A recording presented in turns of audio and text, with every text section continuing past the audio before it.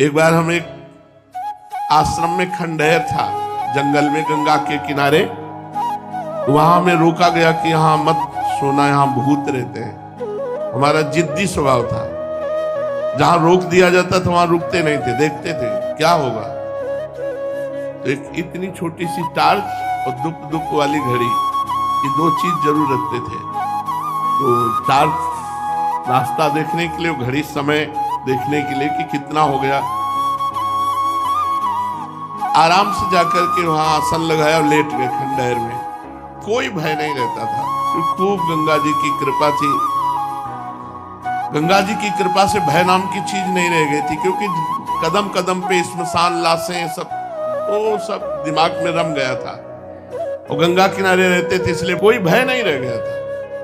उन लोगों ने रोका और वो आश्रम में रुके हुए थे, वहां कोई नहीं टिकता था। वहां जाके आसन लगाया, वहां भूत था।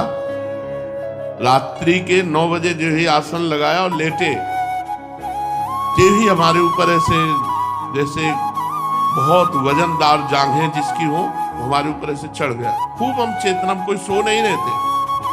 ऐसे हाथ किया तो पीछे से जटाएं उस समय भी थी, उस समय तो और घनीभूत जटाएं थी, तो पीछे से हमारी जटा पकड़ ली। ये सब जागृत में हो रहा था। 9 बजे थे शाम के और मंत्र चल रहा था।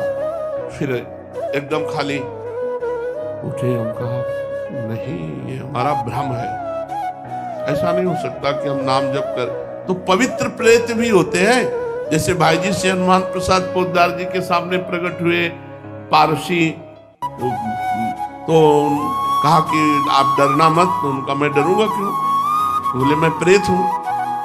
तो भाई जी को कुछ ऐसा लगा कि प्रेत सामने खड़े थे, तो उनका मैं आपके पास उद्धार कराने के लिए आया हूं। तो भाई जी ने कहा मैं गीता पाठ करके आया। तो बोले हमें गीता कंठस्थ है।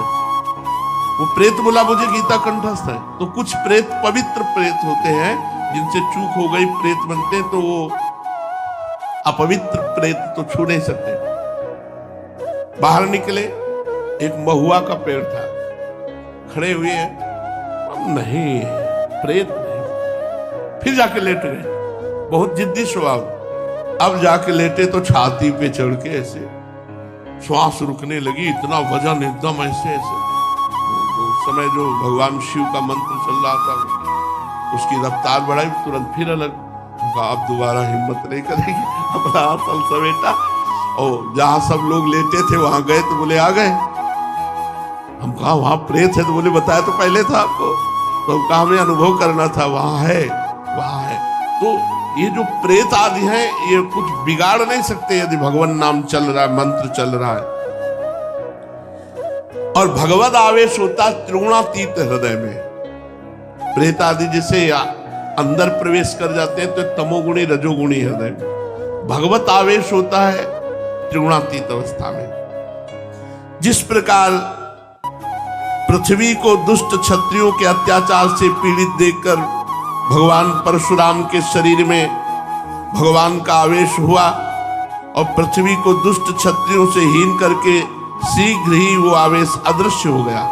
फिर परशुराम जी शुद्ध ऋषि बनकर आज तक भी महेंद्र पर्वत पर बैठकर तपस्या कर रहे हैं। इसी प्रकार आवेशावतार किसी विशेष कार्य की सिद्धि के निमित्त होता है, अधिक दिन तक ठहरता नहीं।